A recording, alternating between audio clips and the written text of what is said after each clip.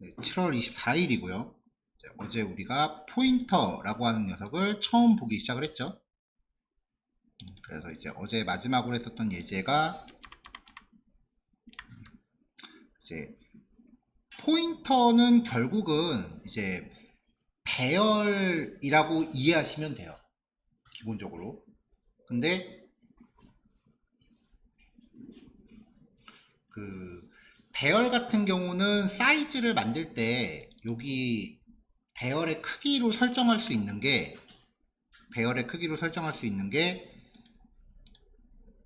상수 내지는 그냥 숫자 값을 직접 기입하는 것.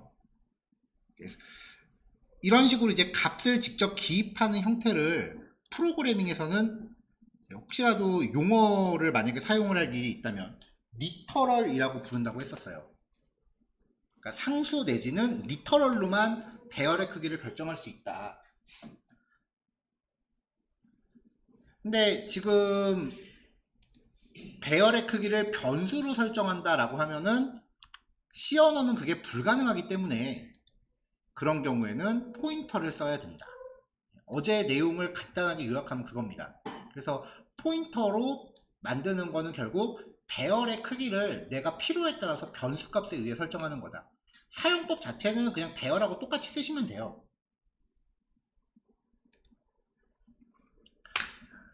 그럼 이제 오늘 들어갈 내용은 어제 우리가 이제 배열이라고 했었잖아요. EX06.C부터 시작할게요. 자, 우리가 배열의 종류에 대해서 이야기할 때 한 가지 유형을 더 얘기했었어요, 전에.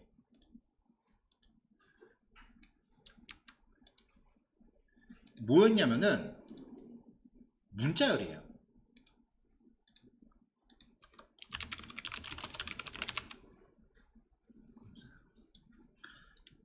자, 전에 우리가 문자열에 대해서 이야기했을 때 문자열 자체는 글자들의 배열이라 그랬죠. 그래서 선언 자체를 이렇게 배열로 정의를 하는데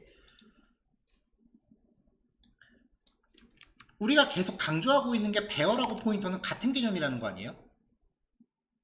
그러니까 문자열을 차 타입의 포인터 변수에 대입하는 것도 가능하다고요. 즉 포인터와 배열의 길이는 같습니다. 자, 문자열 출력할 때는 모든 원소를 일괄 출력하는 거잖아요.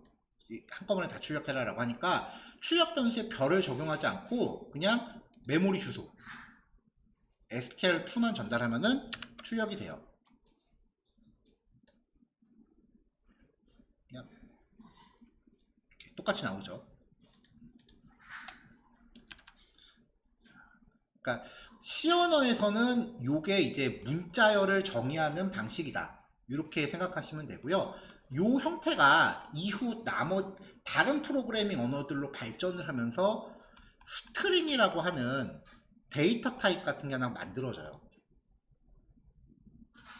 정확히 얘기하면 이게 스트링이라고 하는 것도 엄밀히 말하면은 데이터 타입은 아니고 클래스라고 얘기하는 게 맞긴 한데 C 언어에서 클래스 개념은 나오는 게 아니니까 일단 오늘은 이 정도만 이야기를 할게요. 자, 결국은 포인터하고 배열이 같은 개념이니까 포인터 변수의 문자열을 할당할 수 있다는 겁니다. 자, 근데 얘네들은 포인터이긴 하지만 메모리 얼로케이션을 직접적으로 한 건 아니죠. 어제 그 멀록이라는 함수를 써서 메모리를 직접적으로 할당한 건 아니잖아요. 메모리를 해제하는 거, 즉 프리 처리는 메모리 얼로케이션을 수행한 애들만 가능한 거예요. 그래서 얘네들은 굳이 프리를 안 해줘도 돼요. 자, 이게 이제 문자열에 대한 얘기입니다. 자, 첫 번째 예제는 이렇게 가볍게 들어가고요. 네, 안녕하세요.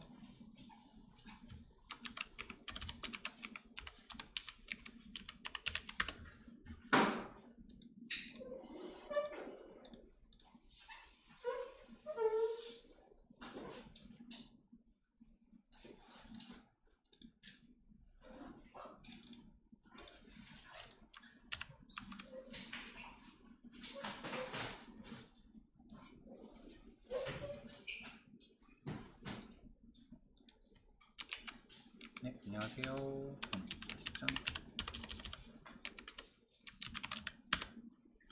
자, 그럼 이제 문자열에 대한 이야기를 했는데, 그러면은 우리가 여태까지 숫자나 글자 하나를 입력받는 거는 이제 스캔 F라는 함수를 써서 했었죠. 그럼 문자열은 어떻게 되는? 여태까지 문자열을 입력받은 적은 없거든요. 왜냐면 문자열을 입력받는 거는 스캔 F를 못 써요. 문자열을 이야기한 김에 문자열 입력받기입니다.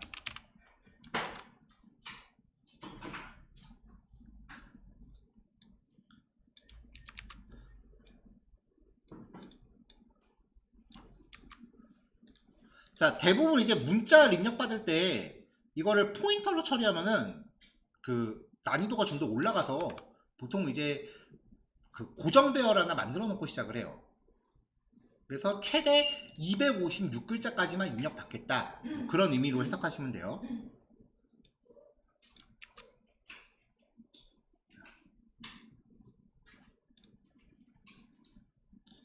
자, 이걸 가지고 이제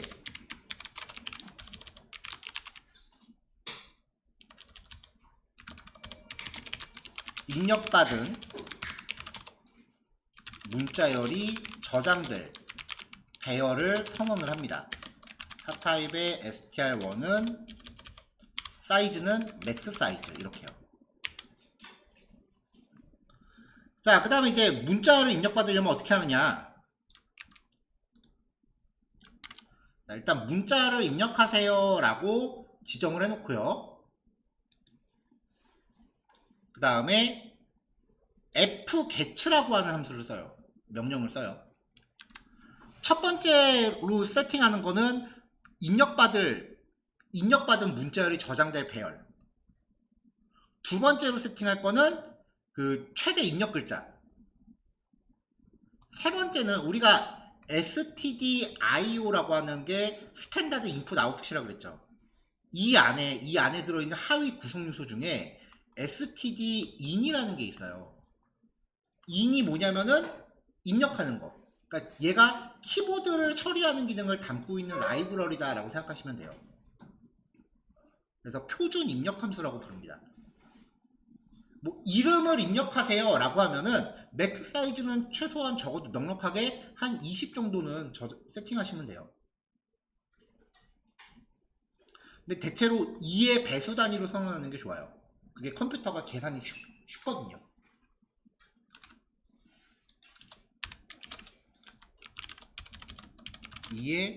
배수라기보다는 그 제곱 단위. 반드시 반드시 이렇게 해야 되는 거 아니에요. 10이라고 해도 되고 7이라고 해도 상관없고 6이라고 해도 상관없지만 컴퓨터가 계산하기에 2의 제곱 단위가 계산이 쉬워요.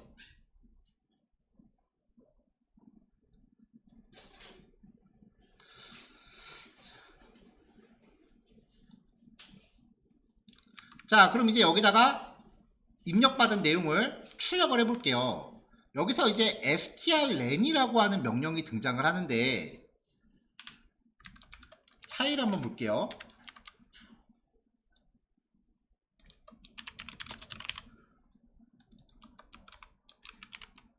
사이즈 오브하고 strlen의 차이를 한번 볼게요. 사이즈 오브는 이 str1의 실제 데이터 크기를 가져오는 거예요. 그러니까 이 맥스 사이즈가 데이터 크기가 되는 거야. 근데 거기서 내가 한 3글자만 입력했다 라고 하면은 그 실제 256칸의 배열 0부터 255겠죠. 이 중에서 실제로 글자가 들어있는 칸은 몇 칸 안 되는 거잖아요. strlen이라고 하는 명령은 실제 글자가 들어있는 게 몇 개인지를 반환해요. 그걸 보통 문자열의 길이라고 표현을 합니다. 근데 이 strlen을 사용하려면 이것도 어제랑 같은 상황인데 윈도우에선 그냥 실행해도 문제가 안 돼요. 근데 맥에서는 이 strlen이 들어있는 string.h라고 하는 라이브러리를 가져와야 돼요. 일단 여기서 결과 비교해보고 문자를 한번 출력해볼게요. 결과를 좀 보면서 얘기를 해야 되거든요. 아직까지 한글 입력은 안됩니다. 한글 입력하면 출력할 때 깨져요. 한글 처리하려면 처리가 더 복잡해지기 때문에 굳이 C 언어에서 한글 처리하는 것까지 배우지 마세요. 어차피 이후 프로그래밍 언어들 가면은 한글은 그냥 자연스럽게 해결이 돼 있으니까. 자, 헬로라고 입력합시다. 자, 그러면 데이터 크기는 배열의 사이즈 256개가 나오고요. strlen은 실제로 입력한 글자 수 6을 가져와요. 왜 6일까? 이걸 얘기하려고 지금 그 결과를 보자는 거예요. 자, 제가 지금 입력한 거 HELLO 그 다음에 입력 끝났으니까 당연히 엔터키 쳤겠죠. 그러니까 하나, 둘, 셋, 넷, 다섯, 여섯. 이거를 출력하는 과정에서 헬로 출력하고 엔터키 출력했으니까 그 줄바꿈이 됐을 거 아니에요. 그리고 출력할 때 제가 역슬래시 n도 붙였겠죠. 그러니까 줄바꿈이 2번 발생하죠. 이 줄바꿈 2번이 왜 발생했는지 이해하셔야 돼요. 그리고 글자 수가 왜 6이 나왔는지도 아셔야 돼요. 같은 원리예요. 마지막에 있는 엔터키까지 인식해서 그렇다.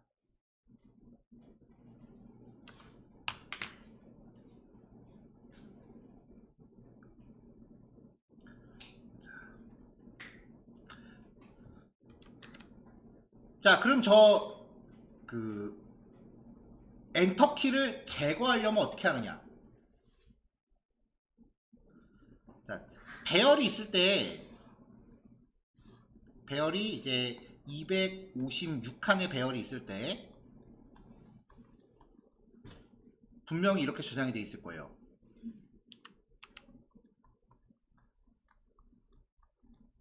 하고서, 여기에 한 칸이 더 있어서, 이렇게 엔터키까지 있을 거고, 이제 문자가 끝난 거죠. 그러면 이 마지막 칸에는 널 문자가 들어있을 거예요. 근데 우리가 입력했을 때는 여기서 끝난 거잖아요. 그러니까 이 마지막 엔터키를 강제로 널 문자로 바꿔주면 돼요.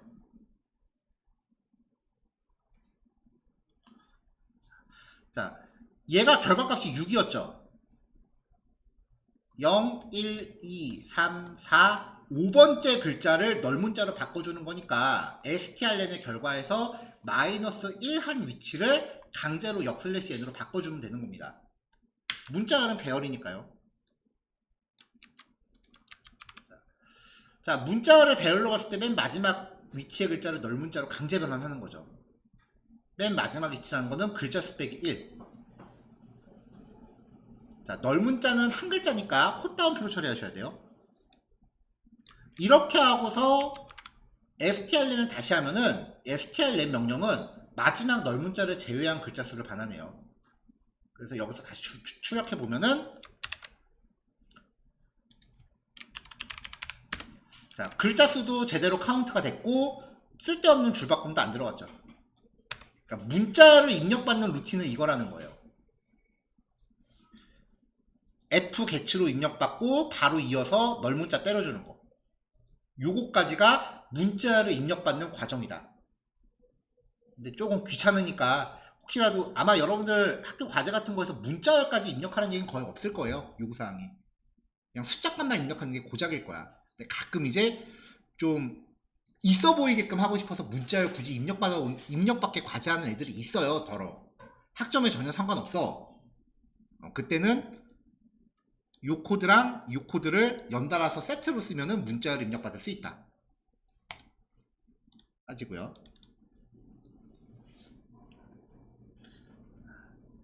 자, 그럼 이제 포인터를 써갖고 메모리를 동적으로 만들어내는 과정에 대해서 한번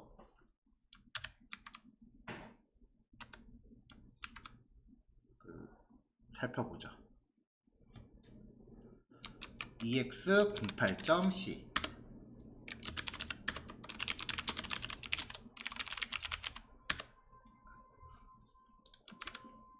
자, 계속해서 이제 강조한 건데, 포인터란 배열의 크기를 변수로 설정할 수 있는 것으로 이해할 수 있다. 그 말인즉슨 배열의 크기를 사용자가 입력한 숫자 값으로 처리하고자 할 경우 포인터를 사용하면 된다라는 거죠. 자, 그래서 여기서는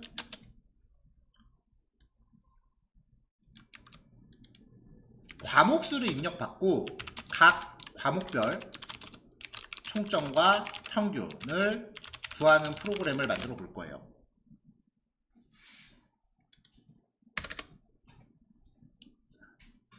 자, 근데 과목수를 의미하는 변수를 하나 만들고요.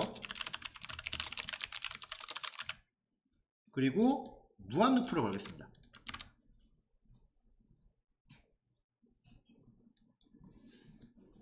이 무한 루프를 빠져나왔다라는 게 프로그램이 종료되는 거예요.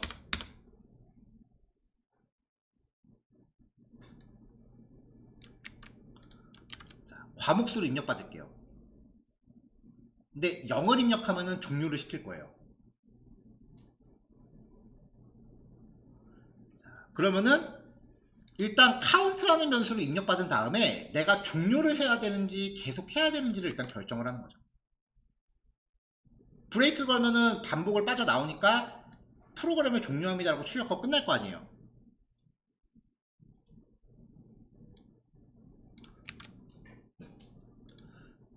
카운트가 이제 0보다 크다면 배열의 크기를 포인터로 만듭니다.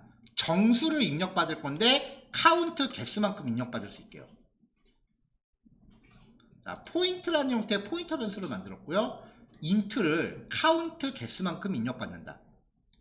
이거랑 똑같은 역할하는 코드가 C 얼록이라 그랬죠. 카운트 개수 1개당 인트 사이즈씩. 위에 코드랑 아래 코드가 그냥 표기법만 다른 거예요. 단지 여기는 1이라고 쓴 거고 여기는 1이라고 쓴 거. 이런 느낌이야. 자, 그럼 이제 이 카운트라는 변수의 과목수가 결정이 됐잖아요. 그럼 이제 그만큼 반복을 해야죠. 이 안에서 반복을 다시 돕니다. 카운트만큼. 그래서 i번째 과목의 점수를 입력하세요 라고 한 다음에 숫자 값을 입력받을게요. 포인터 접근은 일반 배열하고 똑같아요.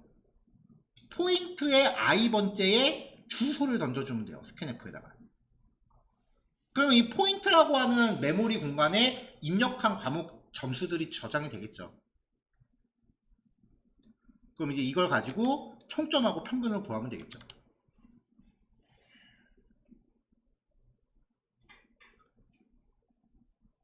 자, 여기서 지금 메모리 올로케이트를 했잖아요.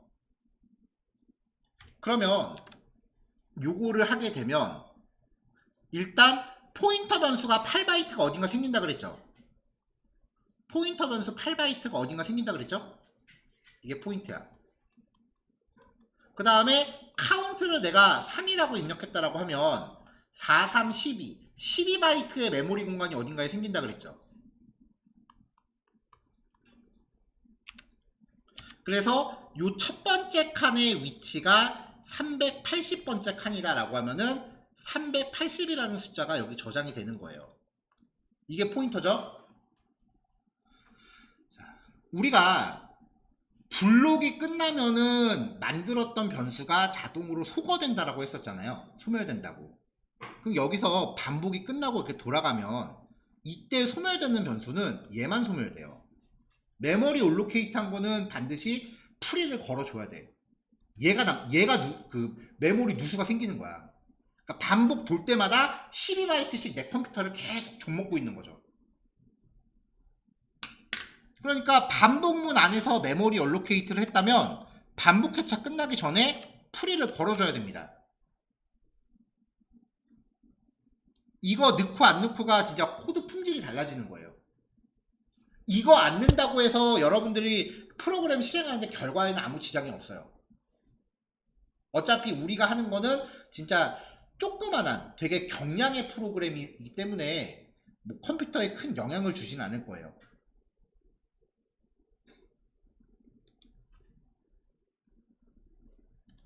근데 이제 저 같은 경우는 이제 학생 과제 같은 거 평가할 때 이렇게 제가 코드를 이렇게 넘버링을 해가면서 각 단계별로 포인터를 그 핵심을 이렇게 주석으로 적어드리잖아요.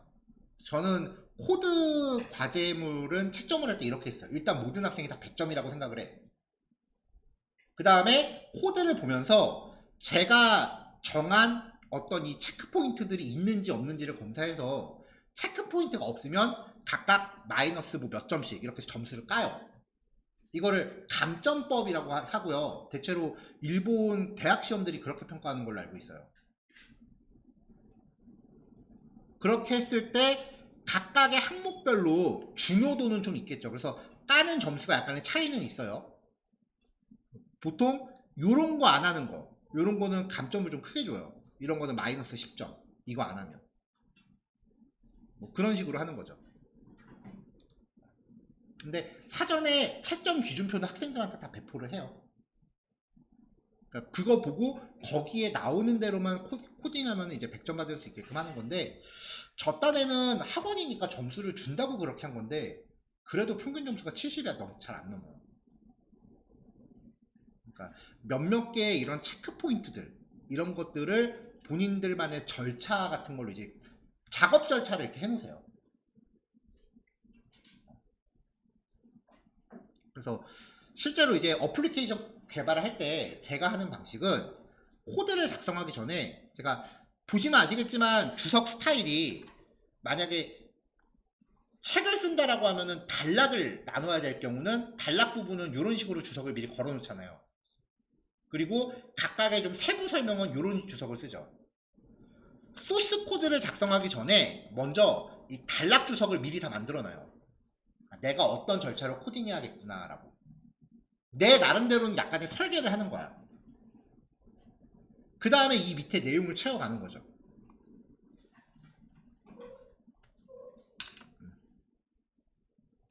이게 나름대로 이제 그 꼼수를 좀 부린 건데, 나중에 소프트웨어 공학이라는 과목을 배우시면 아마 접하기 쉽게 될 거예요.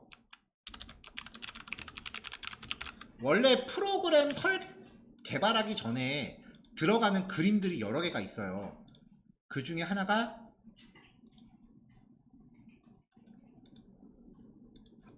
이렇게 생긴 그림이에요. 이걸 시퀀스 다이어그램이라고 하거든요. 뭐 아직 그 이거 다 하려면 개념상 조금 더 나가야 되긴 하겠지만, 요 화살표가 프로그램의 처리 흐름이라고 보시면 돼요. 그래서 이런 게 먼저 다 설계가 완료가 되면은 그 다음에 이제 요대로 코딩을 하는 거예요. 근데 요 단계에서 요 단계 이후에 그리는 그림들이 몇 개가 더 있어요. 대표적으로 클래스 다이어그램이라 그래서 요런 그림도 그려요. 생각을 해봐요. 프로그래밍도 일종의 공정이잖아요. 설계도 안 하고 들어갈 수는 없잖아. 설계 없이 하는 코딩은 주먹구구입니다, 여러분.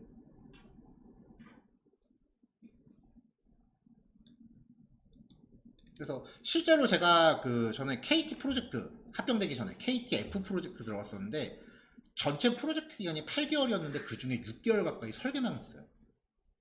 설계가 승인이 된 이후에 이제 전체 개발자들이 코딩이 들어가기 때문에 코딩은 실제로 2달 정도밖에 안 하더라고요. 8개월 중.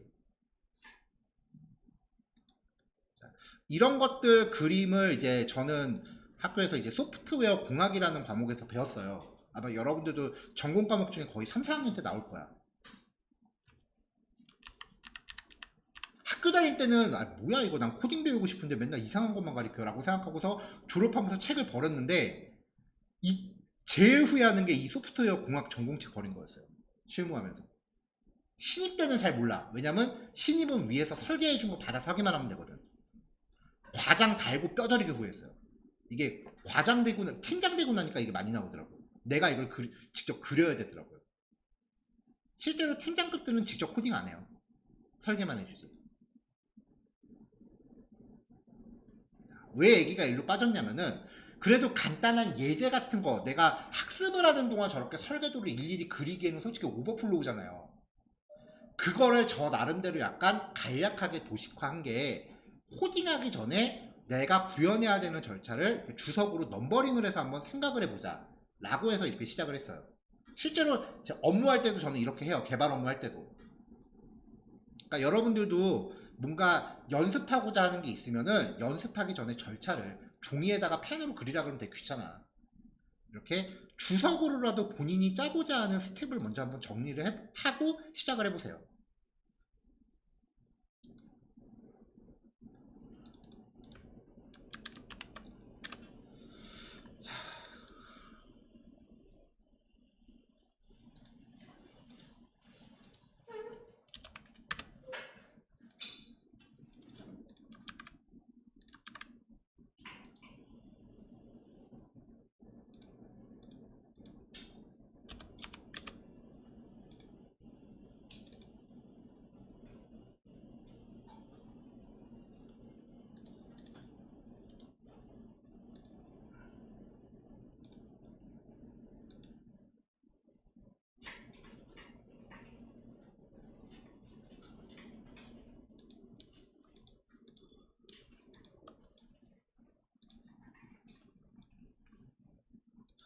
자, 요 마지막 프로그램 실행 결과 한번 보면 어떻게 나오는지 보냐면 카운트 변수가 0이 입력되기 전까지는 여기가 무한으로 계속 도는 거예요. 그래서 과목수를 입력하세요 라고 했을 때 맨 밑에서 실행하네요. 여기서 3이라고 하면은 0번째 90점, 80점, 70점 하면은 총점하고 평균 입력 받고 그 다음에 또 시작하는 거죠. 여기서 이번엔 두 과목 100점, 80점 하면은 또 입력하고 또 시작하는 거죠. 여기 이제 0을 입력하면은 프로그램이 종료되는 거고요.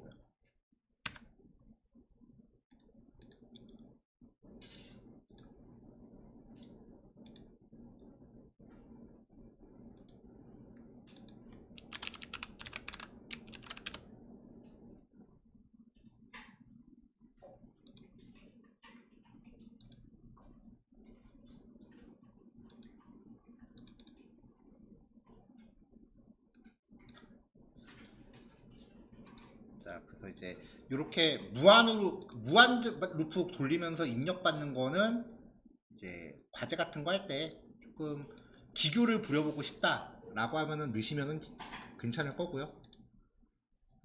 한 가지 팁을 알려드리자면 이제 과제 같은 거 했는데 혹시 누가 보여달라 그랬어.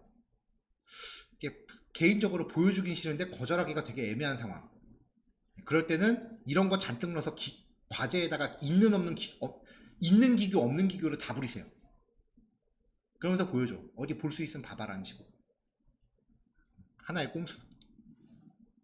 자, 여기까지 3개 하시면 되고요. 50분까지 실습하시고 10분 쉬었다가 11시에 봅시다. 자, 다음 내용 넘어가겠습니다. 계속 강조하고 있는 게 배열하고 포인터는 동급이다예요. 자, 일단은 우리가 맨 처음에 만들었었던 형태로 포인터를 만들어 볼게요.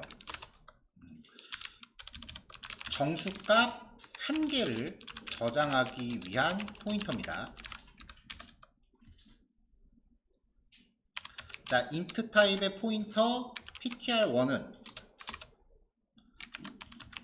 int로 형변환하고 뭘로 그 다음에 size of int라고 해주면 되죠.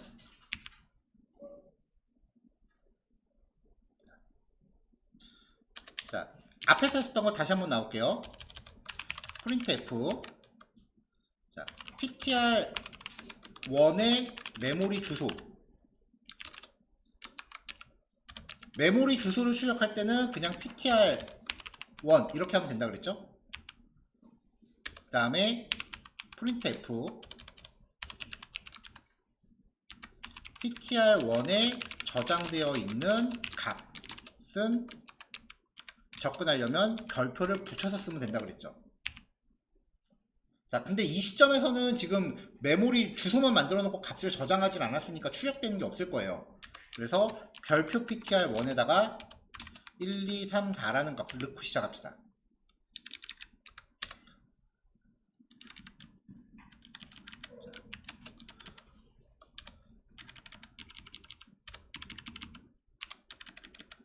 자, ptr1의 메모리 주소와 그 다음에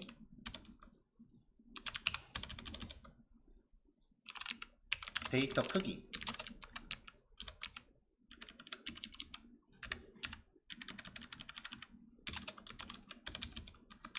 size of ptr1. 포인터 자체의 데이터 크기는 무조건 8바이트라고 그랬어요.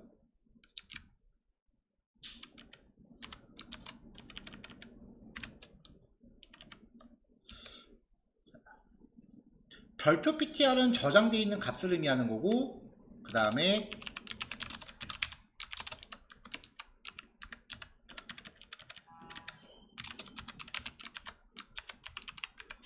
별표 ptr을 따라가면은 거기에 int가 있는 거죠.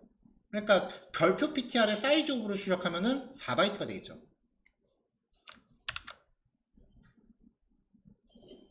네, 이렇게요.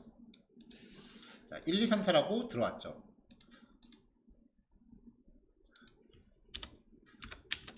자, 이게 이제 포인터 사용하기인데,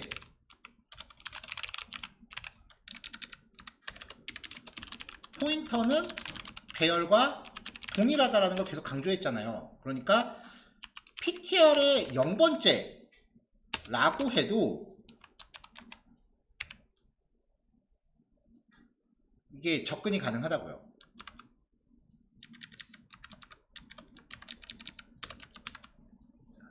데이터가 한 개밖에 없는 상태라서 여기가 지금 뭐 2 이렇게 돼 있는 게 아니라서 네, 한 개밖에 없을 때는 지금 이게 접근이 안 되죠. 아, 그냥 PTR이라고 했구나. 자, 그러면 그 데이터를 제가 PTR의 0번째라고 해서 5, 6, 7, 8로 바꿨잖아요. 그때 별표 PTR을 출력했을 때 같다는 거죠.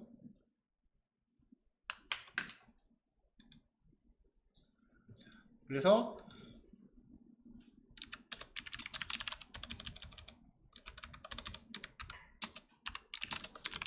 배열로 취급하여도 포인터를 사용하는 것과 동일 효과예요. 그러니까 정수값 한 개를 저장하기 위한 포인터라는 것은 결국 원소를 한 개 갖는 배열과 동일하다는 거죠. 자, 그러면 이번에는 원소를 2개 갖는 형태로 만들어 보죠. 이 정수값 2개를 갖는 포인터입니다. int 별표 ptr2는 int 타입의 포인터로 변환하고 뭘로? size of int인데 여기다가 2를 곱해주면 되죠.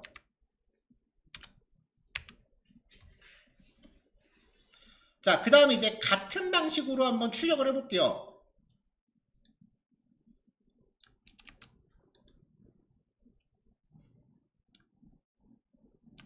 이렇게요. ptr2로 접근할 겁니다.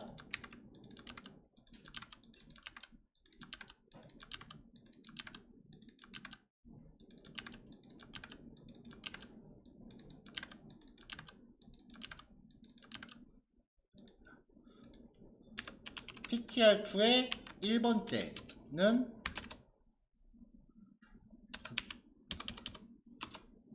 8765 이렇게 갑시다.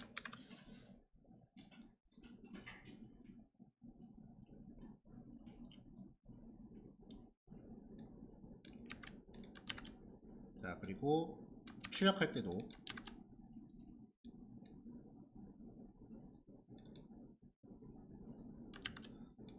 배열의 원소 형태로 접근할 때 메모리 주소 쓰려면은 AND 들어가요. 그 다음에 저장되어 있는 값.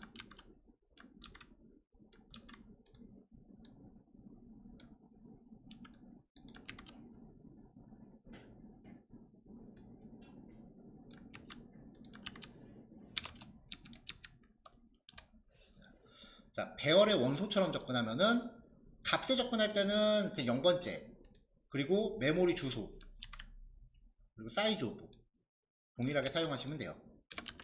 1번째도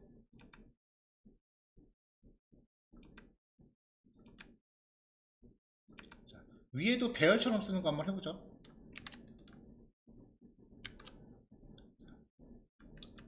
여기서 여기 PTR1에 대해서 PTR1의 0번째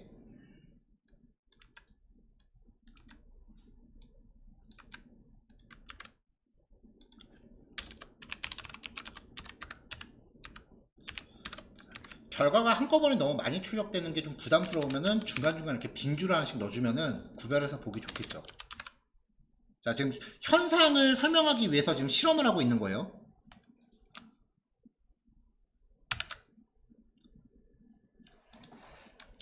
자, 처음에 포인터를 정수값 한 개만 저장되게 했을 때 메모리 주소고 거기에다가 1, 2, 3, 4를 넣었어요.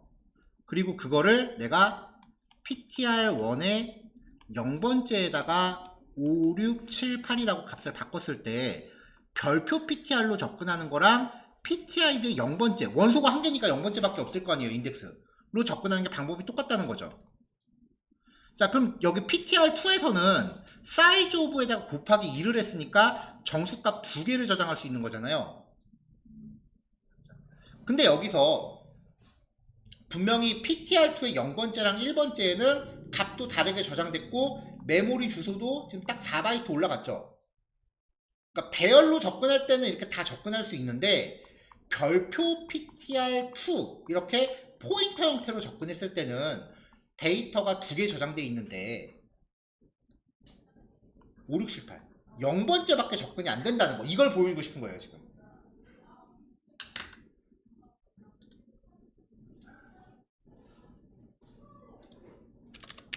자, 별표 ptr2 형식으로 접근할 경우 0번째 데이터에만 접근된다. 예, 요걸 보여주고 싶은 거예요.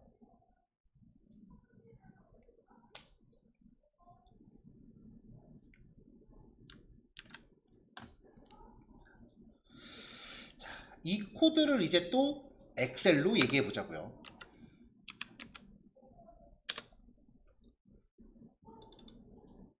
포인터 부분에서는 이제 포인터 연산 관련된 문제가 나오기가 쉬워요. 왜냐면 이게 사람 되게 헷갈리게 하거든.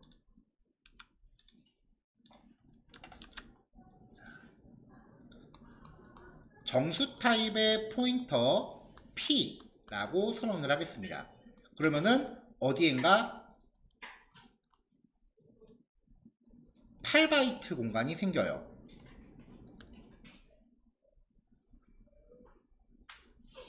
얘가 P예요. 자, 요 P에는 요 저장될 수 있는 게 어딘가의 메모리 위치를 저장하기 위한 변수고, 메모리 위치를 메모리 어드레스라고 부른다 했죠. 그리고 그 위치, 메모리 위치라는 거는 이제 어딘가 이제 한 칸인 거잖아요. 인트라고 선언했다는 요 의미가 뭐냐면 해당 위치부터 4바이트씩 읽어드린다는 거죠. 자, 그 다음에 이제 여기다가 equal하고서 int 타입의 포인터 뭘로? size of int 곱하기 3이라고 합시다. 그러면 요거를 봤을 때 12칸인 거죠. 4, 8, 12.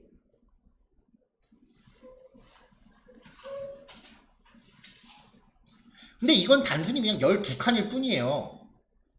이거를 한 칸씩 읽을지, 두 칸씩 읽을지, 네 칸씩 읽을지, 12칸을 한꺼번에 읽을지는 그냥 그때그때 달라. 여기에 형변환을 하는 이유가 12칸을 4칸씩 끊어서 읽는 포인터를 연결하겠다는 뜻이에요. 그래야 12칸을 4개씩 끊어 읽을 수 있으니까. 그럼 이제 형변환을 함으로 인해서 이렇게 4칸씩 끊어서 읽는 기능이 생긴다는 거죠. 자, 그럼 이거를 배열로 접근할 때는 P의 0번째, P의 1번째, P의 2번째 이렇게 접근을 하는데, 아까 우리가 실험에서 봤다시피 그냥 P 자체는 여기를 가리키고 있는 거죠. 자, P 자체는 12칸 중에서 인덱스가 0번째 위치를 의미하는 거죠. 정확히는 여기 0번째 칸부터 4바이트 그런 의미죠. 요거 P라는 거는 요 위치에서 4바이트라는 의미죠.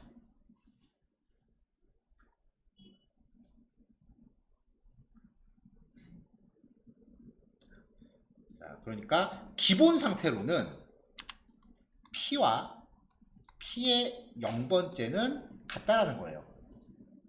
자, 이제 이 예제의 주제가 나와. 포인터 연산이라는 게 있어요. 이 P 자체를 1씩 증가시키거나 감소시키는 거예요. P 플러스 1은요. 자, P가 한 칸 가긴 하는데 인트 단위로 한 칸씩 움직여요. 그러면 여기를 의미해요. 그래서 P의 1번째가 돼요. P 플러스 2는 P의 2번째가 돼요.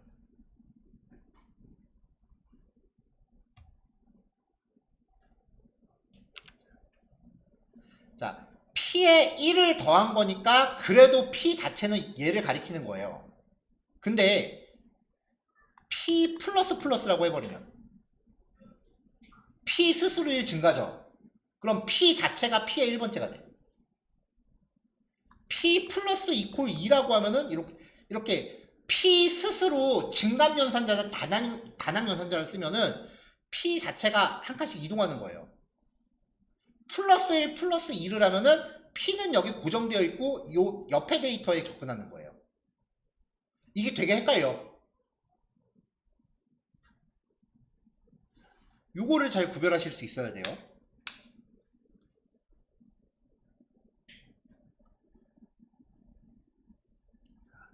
자, 제가 이렇게 화면에 그림 그리면서 이제 설명하는 것들은 영상에다 들어가잖아요. 나중에 수업 내용 정리할 때 그 위치에서 영상 정리해 놓고 여러분들이 따로 노트 필기 같은 거 해 놓으세요. 확실히 염두해 주셔야 되는 건 웬만하면 제가 안 지우긴 하는데 이 영상이 영원히 있을 거라고 생각하지 마세요. 아시겠죠? 왜냐면 내가 메가스터디 언제까지 근무할지 몰라요, 여러분. 그렇잖아요. 막말로 요즘 여러분들 취업했다고 치고 그 회사에 뼈를 묻으라 그러면 묻을 거 아니잖아. 그쵸? 나도 마찬가지야. 이렇게라도 해서 가급적 최대한 빠른 시일 안에 한 번 더 보시게끔 푸시하는 거예요. 적어도 올해 안에는 뭐 딴 데 갈 생각 없으니까 뭐 걱정하지 마시고. 자, 그래서 이제 포인터가 배열과 동일하다라는 거는 이야기를 했는데 이제 포인터 연산이라는 주제를 좀 더 봅시다. 포인터 연산 1번. 일단 포인터와 배열의 관계를 다시 한번 정리한 거고요. 예제가 기니까 끊을게요. 자, EX 10.C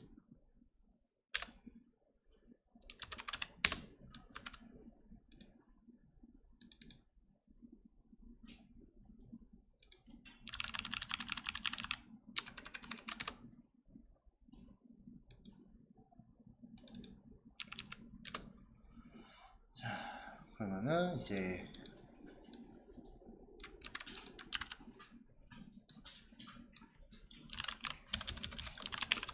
포인터의 증가, 감소 연산을 적용한 경우에요.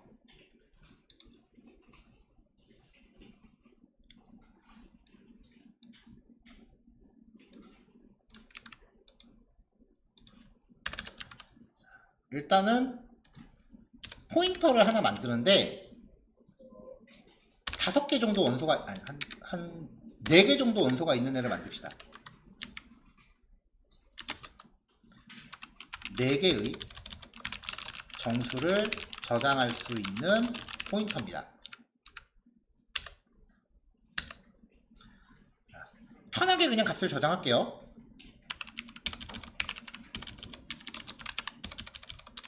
배열 스타일 접근으로 데이터 할당.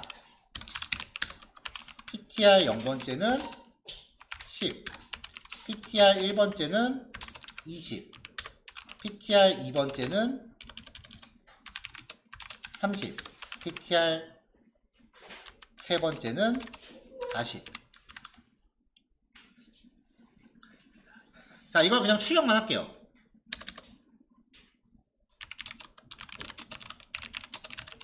자, 배열 스타일로 출력합시다. printf ptr의 0번째는 %d, ptr의 1번째는 %d, ptr의 2번째도 %d, ptr의 3번째도 %d. 자, 이렇게 하면 뭐라고 출력될지 뻔히 보이죠? 그 다음에 슬래시 n 찍어주고,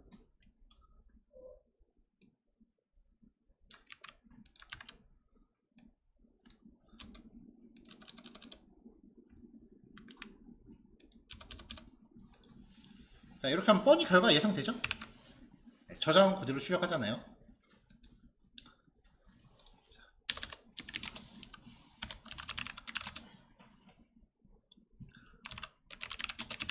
포인터 스타일 출력. printf ptr 그쵸, 별표 ptr은 %d,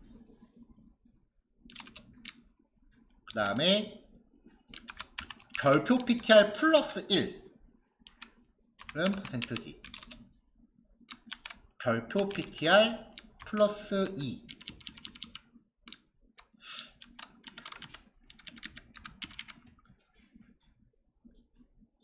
여기에 괄호를 넣어야 되는지 안 넣어야 되는지 갑자기 좀 헷갈리는데 이건 실험을 좀 해봅시다.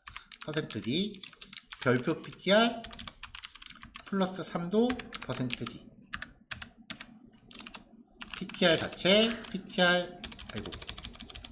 별표 ptr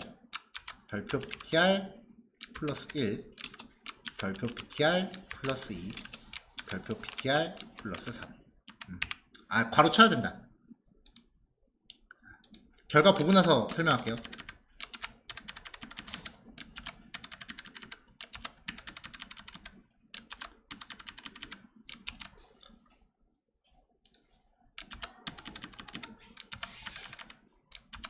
이게 괄호를 치고 안 치고가 의미가 달라요.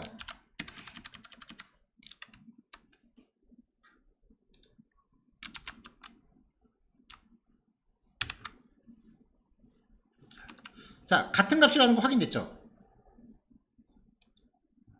그러니까 배열의 인덱스를 가리키는 거. 아까 전 예제에서 확인했던 게 PTR의 0번째랑 별표 PTR이 같은 거다라는 건 전 예제에서 실험에서 확인을 했잖아요. 그럼 나머지 인덱스는 어떻게 접근하느냐? 포인터 앞으로 한 칸 가서 그 위치에 값. 포인터 위치에서 PTR이 그냥 PTR이라는 게 0번째라는 의미이기 때문에 별표 PTR에 붙이면은 0번째의 값이 되는 거예요. 그러니까 PTR 플러스 1, 다음번 칸의 값, 다음번 칸의 값, 다다음번 칸의 값, 다다다음번의 칸의 값. 그러면 별표를 안 치면 어떻게 되느냐?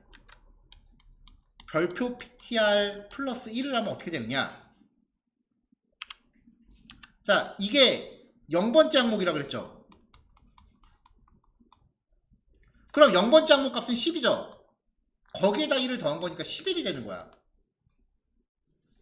괄호 붙이고 안 붙이고가 이게 사람 되게 헷갈리게 하기 때문에 이거 문제 내기 되게 좋아요. 여기서 거의 다 틀려 진짜. 근데 만약에 정말 운이 없어서 기말고사를 지필고사로 봤다. 실기가 아니라 중간고사, 실기, 기말고사, 지필 뭐 이런 식으로 봤다라고 하면은 중간고사 백날 다 봐도 여기 포인터 때문에 거의 다 C야. 학점이. 그래서 C 언어가 A 받는 사람이 극히 드물어요 진짜. 뒷부분에 포인터에서 단어가 떨어져서.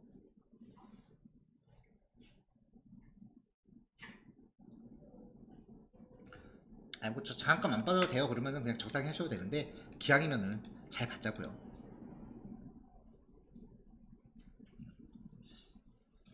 이게 어려운 게 아니에요. 겁나 헷갈리는 거예요.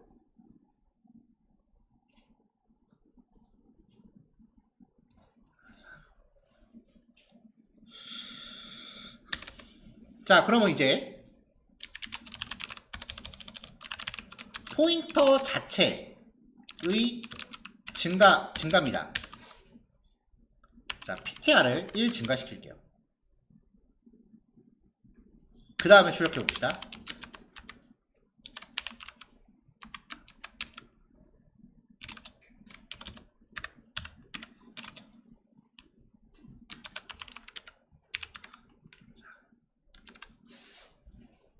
자, 아까 별표 PTR이 0번째 항목이라 그랬죠.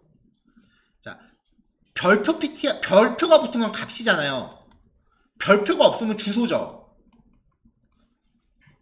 주소를 증가시켰다는 거야.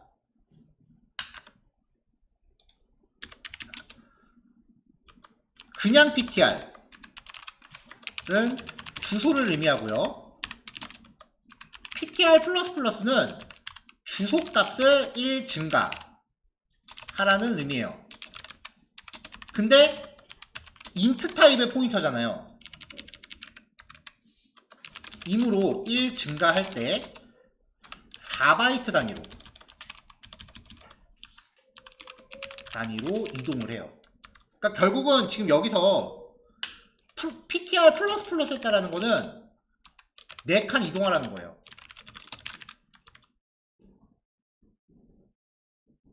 그래서 여기서 1 증가시킨 다음에 하면은 결국은 PTR의 1번째로 이동한다는 거죠. 그쵸? PTR의 값이 1번째 20으로 바뀌어 있죠. 그럼 또 1 증가시키면 어떻게 되겠어요? 자, 얘는 인덱스 1번째 위치로 이동한 거고, 한 번 또 증가하면 인덱스 2번째 위치로 이동한 거죠. 또 증가시키면 인덱스 3번째 위치로 이동한 거예요. 그쵸? 포인터를 증가시킬 때마다 값이 일찍 옆으로 가죠. 포인터 자체의 값이. 그럼 마이너스 하면은 뒤로 한 칸씩 이동하는 거예요. 굳이 마이너스까지는 안 해도 되죠?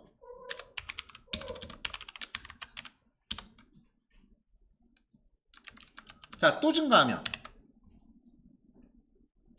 증가는 가능해요.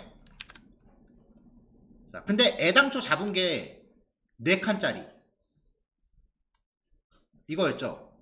그래서 여기에 10, 20, 30, 40을 넣은 거잖아요. 그래서 여기가 PTR이었어. 여기는 PTR++ 했을 때 옆으로 갔고, PTR++ 했을 때 옆으로 갔고, PTR++ 했을 때 옆으로 갔죠. 또 증가시키면은 옆으로 오긴 해요. 여기 4바이트를 읽기는 해. 근데 안에 뭐가 없어. 그러니까 값이 이상한 게 나와요. 램 카드가 메모리 공간이 없는 건 아니잖아. 아까 우리 엑셀 그래도 그거 다 채우기 힘들잖아요.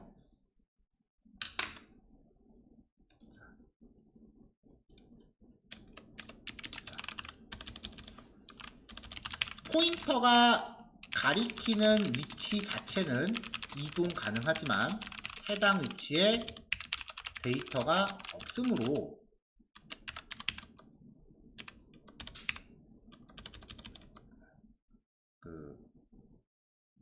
뭐라고 해야 되지? 임의의 데이터가 깨진 데이터 없으므로 임의의 값이 출력돼요.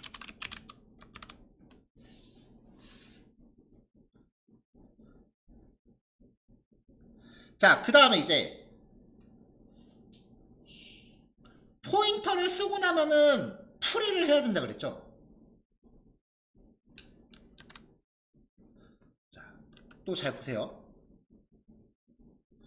애당초 포인터를 만들 때 int 타입의 p 라고 해서 선언해서 여기에 8칸을 만들고 얘가 p고, 그 다음에 int 타입의 포인터로 변환해서 뭘로? size of int 곱하기 4 라고 해서 하나, 둘, 셋, 넷 이렇게 해서 지금 16바이트를 만들어 놓은 거예요. 이제 여기가 71번째 칸이다 라고 가정하면은 여기에 71이 저장되어 있는 거죠. 그러니까 애당초 P라고 하는 애는 여기를 바라보고 있던 거야. 근데 P 플러스를 시키면 P가 한 칸 이동해. 그러니까 여기를 바라보고 있는 거죠. 그러니까 P에 저장되어 있는 값은 75로 바뀐다고요. 그 다음에 이제 또 증가시켜. 그럼 여기를 바라보고 있는 거죠. 그럼 그때는 79가 되겠죠. 또 증가시켜. 그러면 여기를 바라보고 있는 P가 그러면은 83이 되는 거죠. 저장 4칸씩 움직이니까. 얘는 계속해서 메모리를 4칸씩 끊어서 읽어. 거기에 안에 값이 있건 없건. 그리고 또 증가시키면은 지금 여기가 있는 거예요. P가. 여기. 데이터가 있지도 않은데. 계속 가는 건 가능해. 값이 없을 뿐이야. 자, 이제 풀이를 하면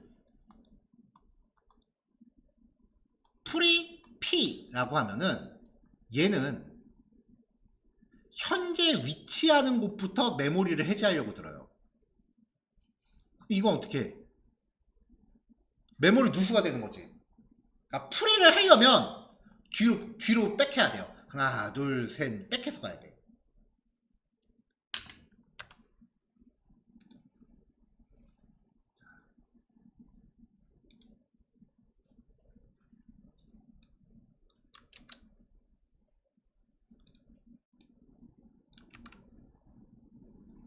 한 번, 두 번, 세 번, 네 번. 자, 포인터의 메모리 해제는 최초에 생성된 위치에서만 가능해요. 그래서 포인터 이동 후 메모리를 해제하면 메모리 누수가 발생하기 때문이에요. 좀 전에 얘기했죠. 자, 4번의 덧셈으로 PTR이 가리치는 위치가 4번 이동됐기 때문에 다시 4를 빼서 원래의 위치 값으로 되돌리는 메모리를 해제해야 됩니다. PTR 마이너스 이퀄 4라고 한 다음에 풀이 PTR 이라고 하던지 아니면 풀이 PTR에 마이너스 4라고 하던지.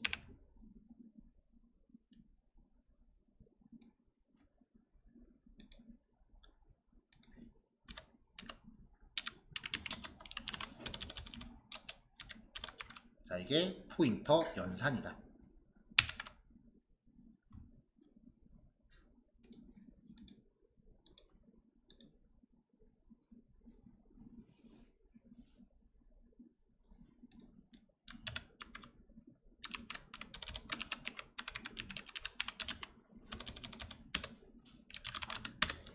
자, 그럼 이제 아까 잠깐 보여드렸었던 과목수 입력받는 거 있잖아요. 지금은 요 예제를 배열 스타일로 접근했는데 일단 요 예제를 그대로 복사해서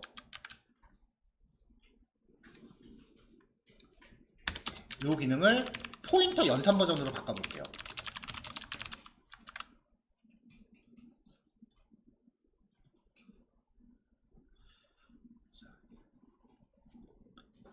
자, 포인트의 i번째 위치에 해당하는 메모리 주소에다가 값을 넣어라 라고 했으니까 요 코드가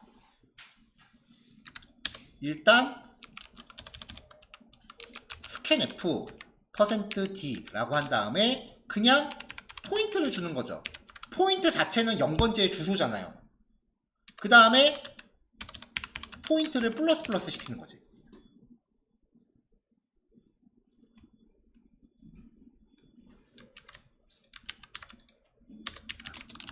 포인터 변수 자체는 0번째 위치의 메모리 주소예요.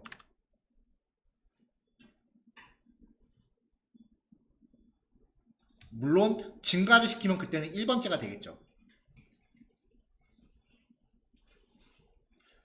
자, 그러면 이렇게 반복하는 동안 포인터가 과목수가 4과목이라면 앞으로 4칸 이동한 거죠. 자, 그럼 다시 총점하고 평균을 구하려면 어떻게 해야 돼? 포인터가 카운트만큼 이동했으므로 다시 뒤로 되돌아가야죠. 그래야 처음부터 다시 스캔을 하지. 포인트 마이너스 이퀄 카운트만큼.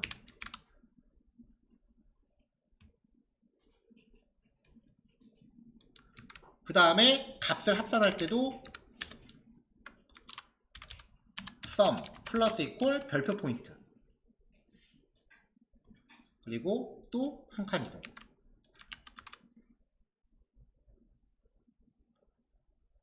자, 마지막에 자원 반납할 때도 카운트만큼 뒤로 이동해서 해줘야 되죠.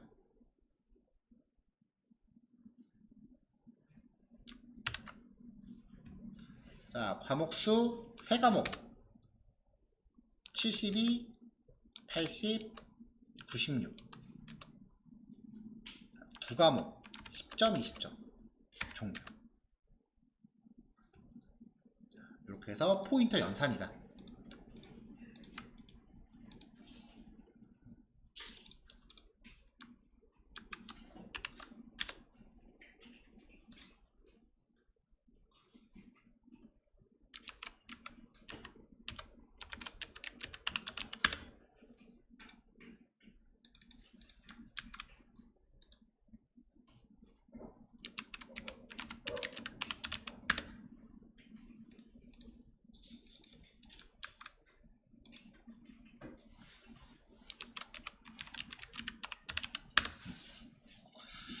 아마 제가 생각하기에 대부분은 이제 포인터를 배운다라고 하면은 아마 여기까지 공부하고 끝날 수도 있어요. 이 이후에 더 다른 얘기는 진행을 안 할 수도 있어요. 왜냐면은 요 뒤에 얘기는 난이도가 더 올라가고, 지금까지 얘기는 앞으로 여러분들이 만날 프로그래밍 언어를 이해하는데 배경 지식이 돼 줄 거예요. 근데 이 다음부터의 얘기는 굳이 그렇게까지는 아니야. 물론 이해를 하고 나면은 나중에 뭐 2차 배열이라던가 그런 것들에 대한 자료를 좀 더 잘 이해할 수 있긴 하는데, 제 생각에서는 뭐 거의 굳이 거기까지 안 가도 되긴 해. 그래도 이왕 칼을 뽑았으니까 포인터가 이제 내일 마무리가 될 건데요. 내일은 이제 포인터 배열, 배열 포인터, 포인터를 배열하는 거, 배열을 포인터하는 거, 그리고 마지막으로 더블 포인터. 그렇게까지 해서 포인터를 마무리할 거예요. 많이 헷갈려요. 그래서 아마 저도 학교 다닐 때 거기까지 진도 안 나갔고, 저 말고 이제 다른 시언어 강사 하시는 분 수업들하고 PC에 있길래 슬쩍 까봤는데 거기까지 진도 안 나갔더라고요. 거기도 그 수업도. 내일 1교시는 그래서 그냥 맛보기 정도만 예제 하나씩 툭툭 쳐보고 넘어갈 거고, 그 다음에 이제 내일 2교시에는 다시 또 중요도가 올라가요. 구조체와 열거형이라는 걸 건데, 구조체를 이해해야 이제 객체지향으로 넘어갈 준비가 돼요. 그래서 만약에 이 수업 이후에 저는 아닌데 이 수업이 씨뿔뿔 또 들으실 분 혹시 계신가요? 씨뿔뿔 수업이 또 있대요. 그 씨뿔뿔을 염두하시는 분들은 내일 2교시 수업 반드시 들어야 돼요. 왜냐면 구조체 다음부터 이제 씨뿔뿔이 이어지기 때문에. 내일이 그래서 1교시는 그냥 맛보기, 그냥 구경, 2교시는 반드시 정복. 그렇게 컨셉 잡고 오시면 돼요. 그렇다고 내일 1교시 제끼고 2교시 때 오라는 얘기 아니니까.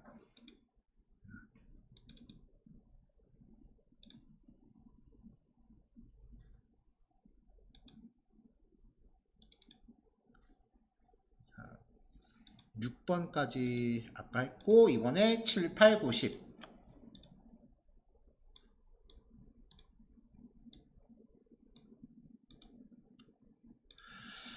네, 여기까지입니다. 남은 시간 요거까지 실습 정리하시면 되고요. 실습 끝나신 분들은 이제 마무리하고 들어가시면 될 것 같아요. 고생하셨어요. 녹화 여기까지 할게요.